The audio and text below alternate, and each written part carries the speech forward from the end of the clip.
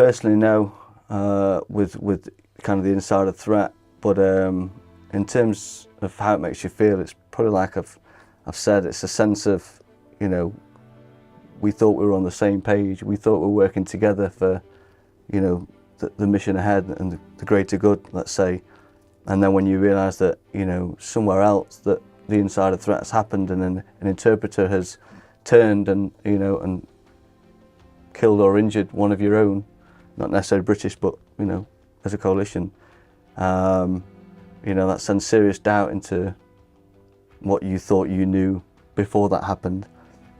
And it also turned, you know, other people around us then become more concerned, if not a little bit angry. So you then have to do the damage limitation of making sure you stay professional and you trust to a certain extent the person you've got in front of your interpreter. And you just need to make sure that your guy that's watching over you while you're having these discussions and you're doing your job, that they're on point and they're doing their job without, you know, the interpreter seeing, because you don't want telling me you don't trust him 100%, that you trust him and you enjoy working with him, he does a good job. And they did fantastic jobs, really did. And we owe a lot to these people.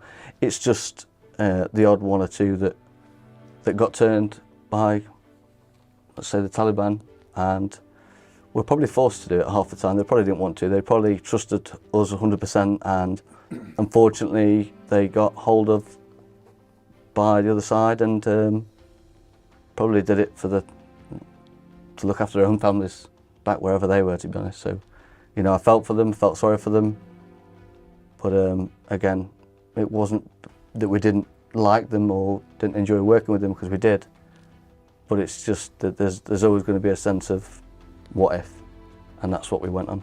Our instincts plays a big part on that. You can understand from an outsider looking in, with this very specific area that we're talking about, the interpreter, the Afghan interpreter, working in their country or the country of their roots, putting their lives on the line for NATO. And there's been a lot of debate, and I don't want to delve into this too much, but obviously because of the threat that you've described, that you are under, it can be deemed as racist, just simply racist. Because from their perspective, they've given everything.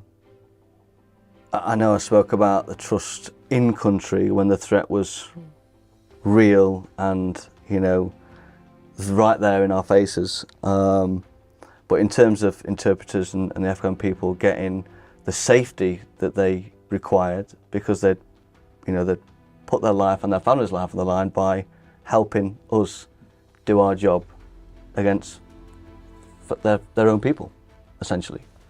So the right thing to do is protect them, because they've protected us for so long. You know, an interpreter gives us early warning from the radio of where the Taliban were at the time, where they were placed, what they were intending to do to our forces, and they gave us the early warning, and they looked after us in not only that way but many other ways. So it's only right that in the end we looked after them. And you know, I know the UK has lots of Afghanis back in the UK and looking after them, homing them and housing them as well. So I think it's right. They deserve it. They've helped us, and we rightly so should help them. I want to go back to the trust issue when you were in Afghanistan, and talk about rewiring. I can't believe that living like that, so intensely in a danger zone, has not affected your personalities. Because you have to be very controlled in that environment. And for you to live and breathe with people, and I can't stress enough, you know, for anyone who's listening or watching that doesn't understand how intimate those environments are, and they are based on trust, to be in that situation where you can't quite do that, and for it not to affect you in your life afterwards. I think I think they say, don't they, that you can't change personality, but you can't change people's personalities, but you can change their behaviours. And I think that stands right on time spent in Afghanistan on over 3 tours. You know, you go out there, and again, every nation that goes out there is as professional as the next. And you do, you know, there'll be certain points where you think you can trust someone 100%, and you think you know what the next move